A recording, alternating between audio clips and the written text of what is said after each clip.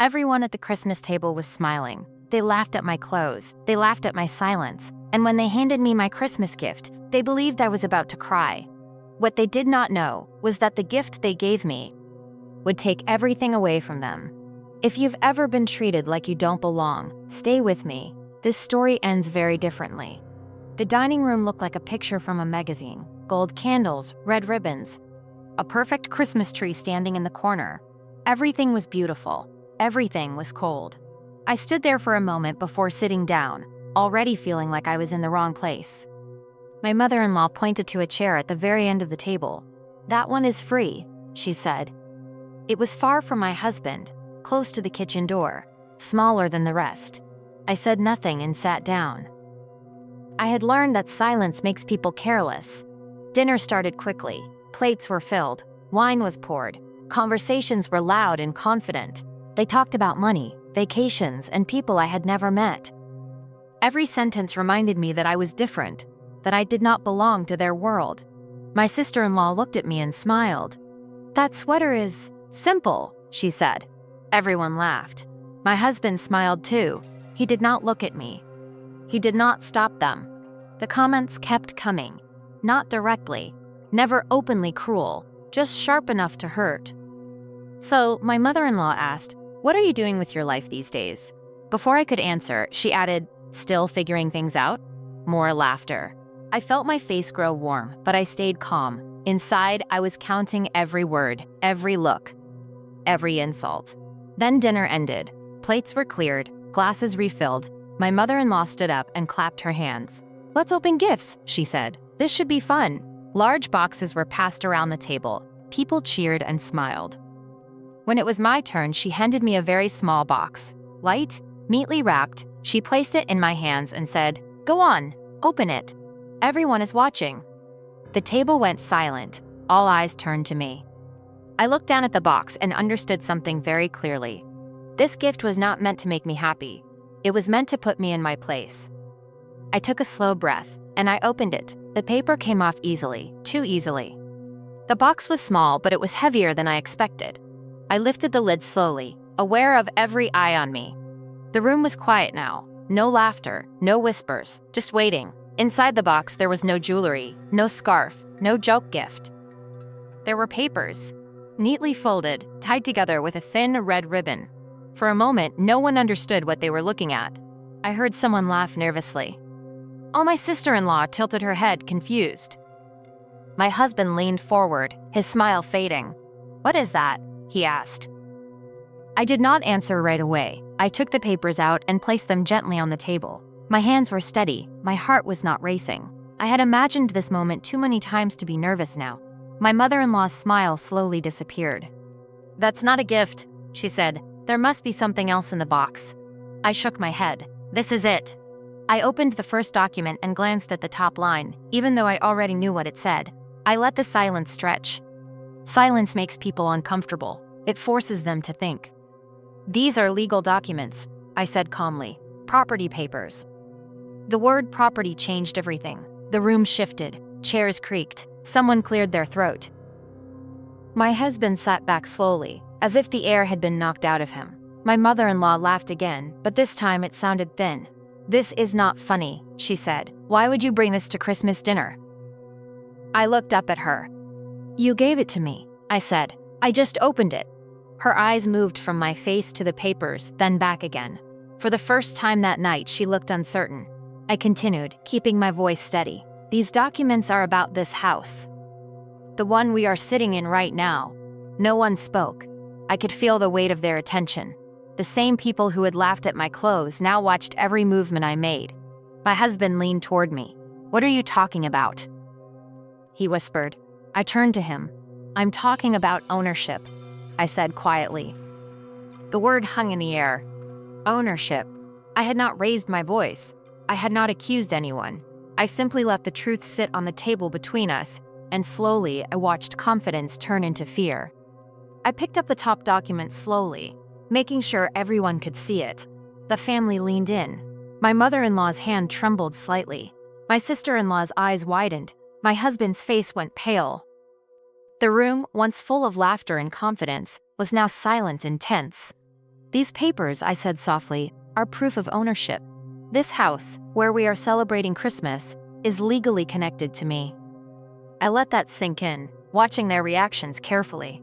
The slow realization on their faces was almost too satisfying. Every smirk, every judgmental glance they had thrown at me tonight seemed to fade. My husband's voice shook. What are you saying? That can't be." I held up another envelope. "This is the trust document. It shows that the property was placed under a legal arrangement months before our marriage. You didn't check, you never asked, but here it is." My mother-in-law opened her mouth, then closed it again. She tried to speak, but no words came out. I felt a strange calm inside me. This was not a moment of anger or rage. This was a moment of truth. I had been quiet, polite, and patient all night, and now the reality was finally catching up with them. I unfolded a smaller sheet and let my eyes meet theirs. "And this," I said, "is the legal notice. It confirms that any unauthorized claims on the property are invalid. Everything is accounted for. Everything is protected." A gasp escaped my sister-in-law. My husband shook his head as if trying to deny what he was seeing, but denial would not work. The papers were real. Every signature, every stamp, every clause was authentic. Every attempt they had made to intimidate or belittle me had been built on the assumption that I was powerless. Tonight, that assumption was gone. The room felt heavier. The festive air vanished. The golden candles flickered as if they were reflecting the shift in power. I remained seated, calm, collected. I did not raise my voice. I did not shout. I simply let them feel the truth. Finally, my mother-in-law whispered, almost inaudibly, How did you know?" I leaned forward just slightly and smiled. "I've always known," I said. "I just waited for the right moment." And in that moment, I realized something. You tackle your gold. Revenge doesn't have to be loud or dramatic. Sometimes it's quiet, patient, perfectly timed. And this Christmas, timing had never been more precise. The air in the room had changed completely. The warm, festive feeling of Christmas was gone.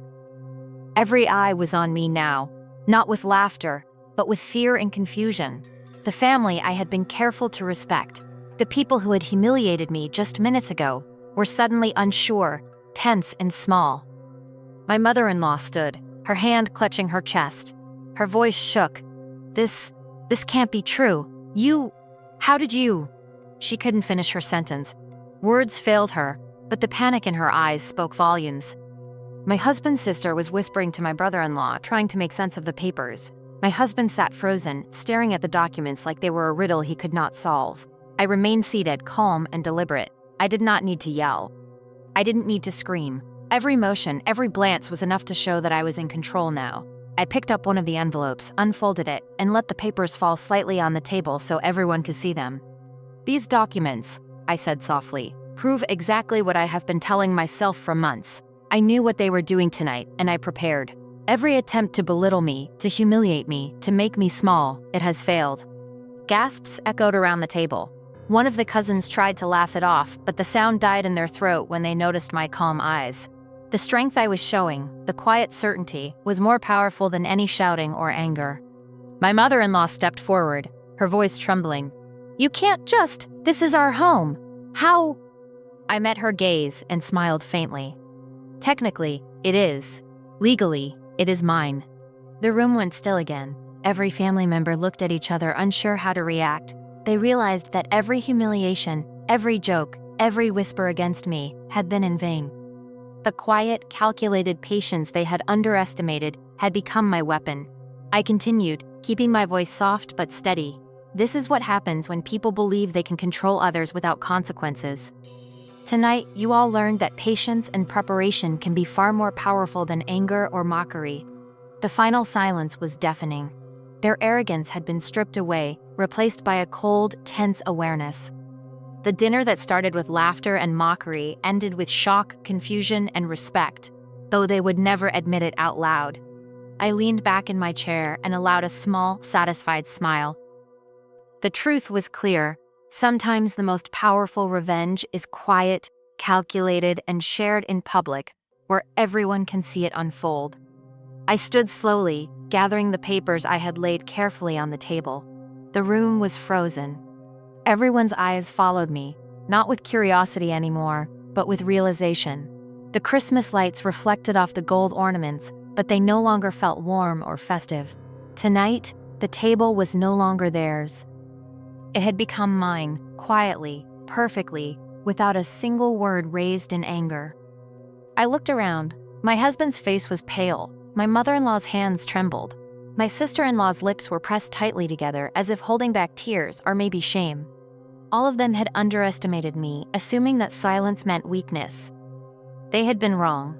I spoke softly, letting my words cut through the thick tension in the air. "This is your final gift for me," I said. "A Christmas gift that shows exactly what happens when people treat others as if they are less than them." I picked up the top envelope and placed it neatly in front of my mother-in-law. "Everything you need is here, legally, every document, every account, every piece of evidence. You no longer have the power you thought you had tonight." She gasped and reached for it, but I simply let her hold it while maintaining my calm. I didn't need to explain further. The silence said everything. Every smirk, every insult, every belittling remark from earlier had now completely reversed. My husband's voice finally broke the quiet. You can't just..." I shook my head. "I already did," I said softly, "and it was perfectly legal." I grabbed my coat, slipping it on without hurry, without a glance back. I had made my point. I had claimed my dignity. The house, the table, the room, they all acknowledged that tonight I was in control. Before walking out, I placed the empty gift box back on the table, a subtle reminder of what had begun this evening. The papers inside it had done more than shock them. They had rewritten the rules. As I walked toward the door, I took one last glance. No anger, no yelling, just quiet satisfaction.